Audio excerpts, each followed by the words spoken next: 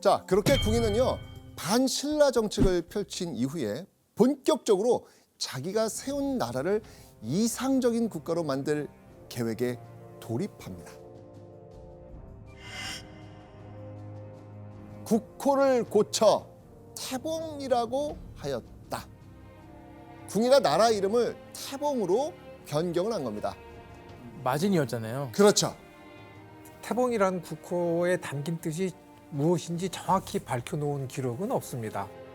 그렇지만 태봉이라는 이름을 가지고 이제 쉽게 해석을 해보자면 태자는 천지 만물이 조화를 이룬다는 그런 뜻이고요. 봉은 땅을 의미하는 봉토할 때 이 봉자입니다. 조화롭고 이상적인 낙원을 건설하겠다는 그런 의지를 태봉이라는 국호에 담았던 것이 아닌가 생각합니다. 약간 상태 메시지처럼 나의 마음을 조금 국호로 이렇게 계속 표현하시는 것 같은데요? 아 그리고 왕은 그냥 야 내가 바꾸겠다 하지만 그 밑에 사람들은 또 일 엄청 해야 돼요. 그거 다 바꿔야 될 거 아니에요. 뭐 대봉. 만들어 놓은 것도 있을 건데 다 바꿔야 돼요. 뭐 그렇기 때문에 뭐 일이 엄청 많을 텐데. 자, 하지만 궁예는요 백성이 살기 좋은 조화롭고 이상적인 나라를 만들고자 했습니다. 특히 신라처럼 출생과 동시에 이 특권이 주어지는 사회 아니고요. 실력을 갖추어야 하는 능력 중심의 사회를 만들고자 했습니다. 자, 그럼 여기서 신라의 관직 체계와 궁예가 만든 태봉의 관직 체계가 있거든요. 그걸 한번 비교해 보겠습니다. 자, 이게 이제 신라의 관직 체계예요. 네. 자, 표에서 보시는 것처럼 진골은요 1등급 관직까지 다 올라갈 수가 있습니다. 그런데 육두품은요 6등급 관직까지밖에 못 올라가요. 그래서 궁예는 신분에 관계없이 직무의 중요성에 따라서 9단계의 관직으로 나눕니다. 이거 너무 좋은데? 그리고 궁예는요 태봉의 내정을 총괄하는 정치 기구로요 이걸 둡니다. 광평성? 광평성. 광평성은 지금으로 따지면 국무회의 정도? 자, 그렇게 궁예는요 국가의 시스템까지 안정적으로 갖춰 나갑니다. 태봉은 이상적인 나라로 한 발짝 발돋움하고 있었죠. 그러던 어느 날 궁예는 조정 신료들이 깜짝 놀랄 휘황찬란한 모습으로 나타납니다. 황제 피하납시오. 머리에 반짝이는 그 황금빛의 두건을 두르고 몸에도 화려한 승리의 옷을 걸치고 있었습니다. 그는 스스로는 물론 자기의 두 아들까지 이렇게 부르기 시작합니다. 궁예가 미륵부를 자칭하였다. 큰아들을 청광보살, 막내 아들을 신광보살이라고 하였다. 야, 점점 네. 이상해지네요. 당시 백성들 사이에는요 미륵불이 나타나 세상을 구원한다는 이 미륵신앙이 널리 퍼져 있었거든요. 그러니까 궁예는 본인과 자식들을 보살로 만들어서 스스로를 신격화한 거예요. 다 좋았는데. 이게 끝이 아닙니다. 궁예는 백성들 앞에 행차할 때도요 비범한 모습으로 등장을 하죠. 궁예는 행렬의 맨 앞에 깃발과 꽃, 향불을 든 아이들을 세웠습니다. 궁예의 뒤에는요 200여 명의 승려들이 장엄하게 노래를 부르며 따라갑니다. 자, 손동표 씨, 이때 승려들은 과연 어떤 노래를 불렀을 것 같아요? 되게 웅장한 노래가 잘 어울릴 것 같긴 한데. 웅장한데 무엇을 향한 웅장함? 궁예를 향한 찬양하는 웅장함. 거지. 궁예를 그렇죠. 찬양해요. 궁예는 막 뭐 진정한 스님, 궁예는 진정한 미륵불, 노래까지만. 궁예밖에는 없네. 오른쪽에는 청광보살, 막내 아들은 신광보살. 열심히 한다, 진짜. 와. 이렇게 열심히 해요. 따라다녀요. 그러니까 이런 느낌의 노래를 계속 부르면서 행차하셨다는 거잖아요. 그렇죠, 그렇죠. 궁예 행차는요 마치 하늘에서 강림한 신을 보는 듯한 경외감을 백성들에게 심어주기 위한 하나의 퍼포먼스였던 겁니다. 그렇게 미륵불이 된 후 궁예는요 20권의 경전을 직접 짓고요. 때때로 사람들 앞에서 강론을 펼치기도 합니다. 근데 약간 진짜 진심으로 뭔가 그 활동을 하네요. 네, 궁예는 절대적인 권력을 갖는 그런 초월적인 이제 왕이 되고 싶었던 것 같아요. 그래서 부처의 권위를 이용해서 이념적으로 전제적 왕권을 갖추려고 한 것이죠. 그리고 또 한편으로는 미륵불로서 세상을 구원하겠다는 이 궁예 나름의 정치적 지향도 담고 있었던 것 같습니다. 오랜 세월 얼마나 많은 중생들이 나 미륵을 기다렸는가. 나는 그대들과 함께 반드시 극락에 이를 것이니라. 석가모니가 하지 못한 일을 내가 할 것이다. 궁예는 미륵불이 되어 호족들의 힘을 누를 수 있다고 생각을 한 거죠. 그런데 궁예는 강론처럼 평화적인 방법으로 자기를 신격화하며 왕권을 강화하는 데는 한계가 있다고 느낀 것 같아요. 그래서 궁예는 더 강력한 무기를 사용하기 시작합니다. 확인해 보시죠.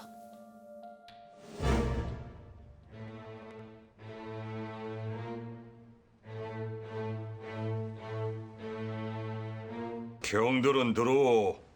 내가 지금 한동안 입장하여 가만히 관심법으로 보았소이다. 관심법이란 무엇인가?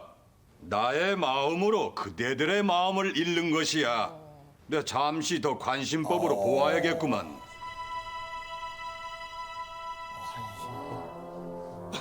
어이구, 어이구.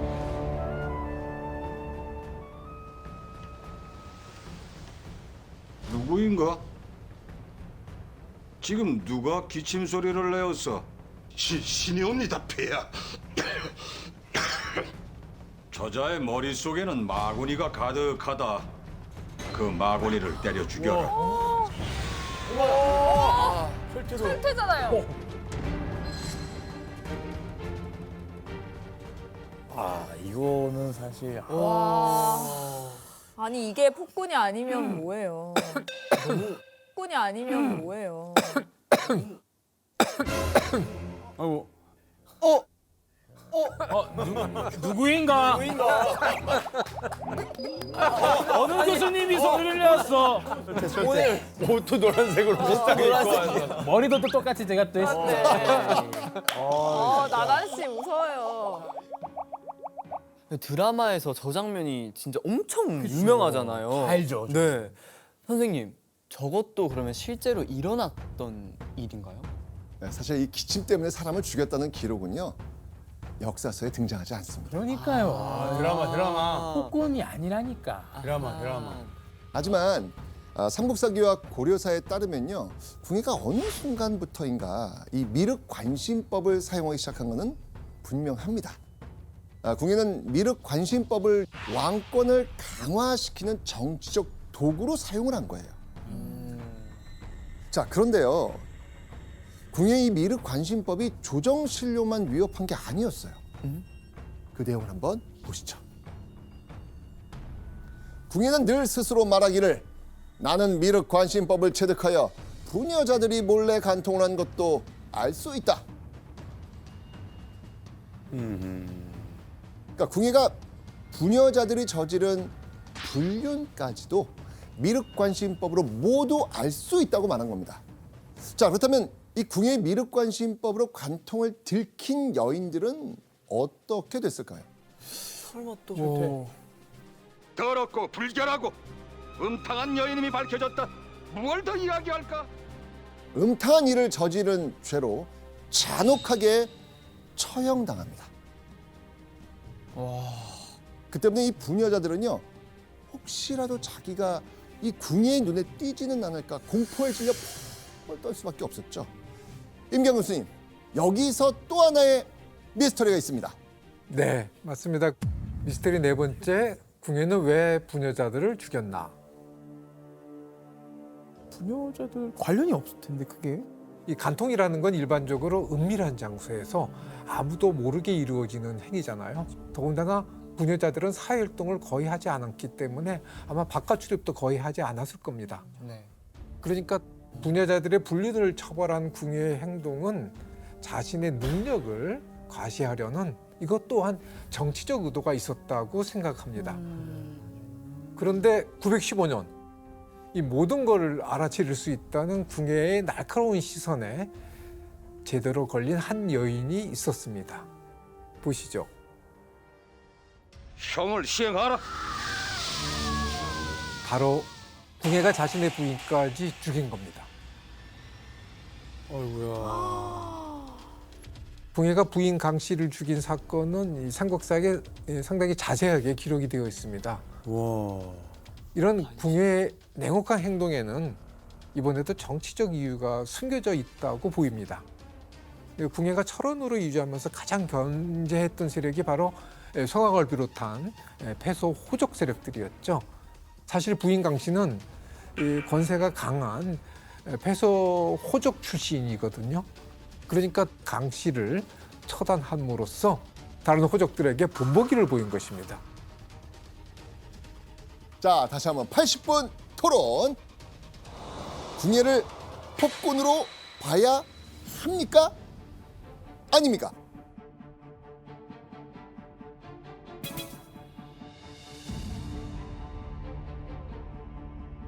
나단 씨는 여전히 아니다인가요? 나단 씨 의견이 궁금하긴 해요. 저는 이제 역사적으로 뭔가 궁예 편이 많지 않잖아요 지금. 아, 역사적 네, 기록이. 역사적으로 기록들이 완전 자세하게 뭔가 이게 맞았을 거라고 믿기가 좀 어려운 면도 없지 않아 있는 거죠. 아, 그 아까 나단 씨 말대로 오히려 자세히 기록이 돼 있다 하니까 일부러 좀 궁예를 안 좋게 보기 위한 그 후대 기록이 아닌가 그런 생각 들기도 하네요. 그래서 바꾸고 싶진 않아요. 아무리 과장을 해도 죽인 건 죽인 거겠죠. 그렇죠. 예. 좋습니다. 강한 왕권을 만들겠다는 이 본인의 명목 아래 냉혹한 칼을 휘두르고 있는 궁예였습니다. 그리고 그 칼 끝에는요, 이런 사람들도 있었어요. 관료, 장수, 아전들과 아래로 평민에 이르기까지 죄 없이 죽임을 당하는 경우가 매우 자주 있었다. 그렇게 절대 권력을 휘두르며 이 왕권 강화를 하다 보니까 궁예는 점점 의심이 많아지고 화가 많아졌다고 합니다. 그러면서 이 궁예의 소나기에 죄 없는 수많은 사람이 죽어나간 거죠. 이건 그러던 918년 6월, 캄캄한 밤 귀를 때리는 아주 요란한 소리가 들려오는 겁니다. 왕시중께서 이기를 미셨다. 궁예의 공포 정치를 참다 못한 태봉의 장수들이 왕건을 새로운 왕으로 추대하고 정변을 일으킨 겁니다. 아, 이제 움직이는구나. 그렇죠. 고려사에 따르면 정변이 일어난 날 밤 궁예는 다급히 궁궐 밖으로 도망칩니다. 산골짜기에 몸을 숨긴 궁예였지만 결국 참다 못해서 산골짜기에서 백성들이 사는 곳까지 내려오게 됩니다. 배고프니까. 그런데 이때 궁예는 이 사람들을 맞닥뜨리게 됩니다. 궁예는 굶주림이 심해지자 보리 이삭을 몰래 잘라 먹었다가 부양 백성에게 해를 입었다. 우리가 처음에 만났던 바로 그 기록입니다. 와, 근데 결말이 너무 안 좋은데. 우리가 마주할 마지막 미스터리는 궁예는 정말 백성들의 손에 죽었나? 고려사에서는 궁예가 이 부양 백성들한테 맞아 죽었다고 기록하고 있어서 폭군에게 걸맞는 최후를 이제 보여주고 있죠. 네. 그런데 좀 이상한 점이 있어요. 철원 지역하고 그 인근 지역에는 저 고려사 얘기와는 완전히 다른 이야기들이 전해지고 있습니다. 왕건이 정변을 일으킨 날 밤 궁예는 재빨리 궁궐을 빠져나와 피신했다고 합니다. 쫓고 쫓기는 추격이 계속되는 그때 궁예는 갑자기 무언가를 결심한 듯 자리에 우뚝 섰습니다. 화들짝 놀란 왕건의 군사들은 멈춰선 궁예를 향해 활을 마구 쏘아댔죠. 궁예는 온몸으로 수많은 화살을 받아내고 우뚝 선 채로 죽게 됩니다. 그런데 이때 직접 눈으로 보고도 믿기지 않은 일이 왕건의 군사들 앞에 벌어지게 됩니다. 병사들이 가까이 가보자 죽긴 죽었는데 아무리 발로 차고 떠밀어도 꿈쩍도 하지 않았다. 그러니까 이 왕건의 군사들은 궁예의 시신을 다른 곳으로 이제 옮겨보려고 했습니다. 하지만 어찌된 일인지 궁예의 시신은 그 자리에 꿈쩍도 하지 않았습니다. 할 수 없이 사람들이 그 자리에 돌을 쌓아서 무덤을 만들었다. 궁예가 선체로 죽은 바로 그 자리가 바로 자신의 무덤이 된 것이죠. 궁예의 시신은 왜 꼼짝도 안 했던 것일까요? 저의 입장은 마지막 자존심을 그렇게 표현한 게 아닐까. 도망치지 않고까지 강한 사람으로 남았다 이런 느낌으로. 우리나라 이 전승들을 보면 아주 간절한 갈망을 이제 갖고 있었는데 그걸 이루지 못한 한이 있을 때 주인공이 차마 죽은 자리를 떠나지 못하는 그런 전승이 만들어지고 있죠.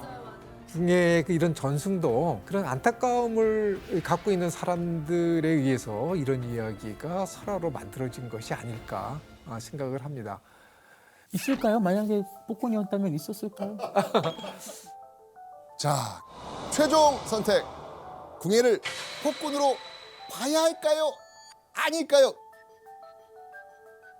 좋습니다. 자, 먼저 우리 동표 씨. 관심법. 그 관심법은 사실상 아무 죄 없는 사람도 너가 죄가 있다라고 만들 수 있는 정말 그냥 천하무적의 그냥 법이 된 거잖아요. 그걸로 인해서 사람들을 무자비하게 잔인하게 죽였다라는 거는 폭군일 수밖에 없지 않나 라는 생각이 들어서 맞다라고.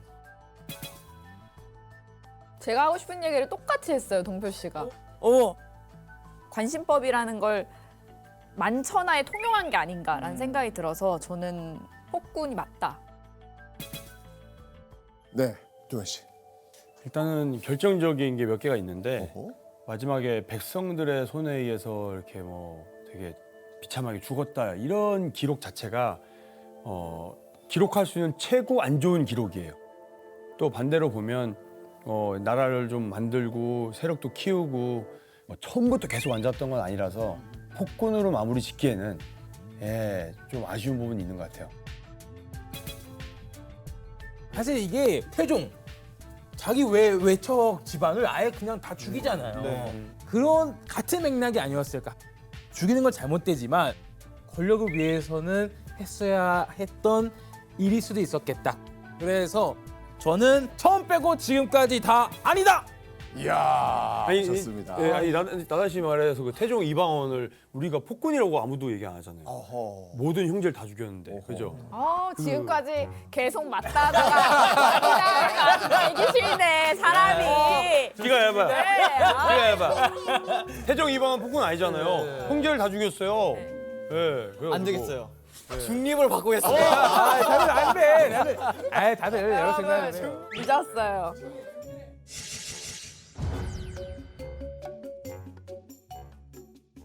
신료들의 지지 속에서 국가를 이끌어가지 못하고 공포 정치에 의지하며 태봉을 통치 나간 궁예. 공포 정치로 인해 궁예가 폭군의 면모를 보인 건 부정할 수 없는 사실입니다.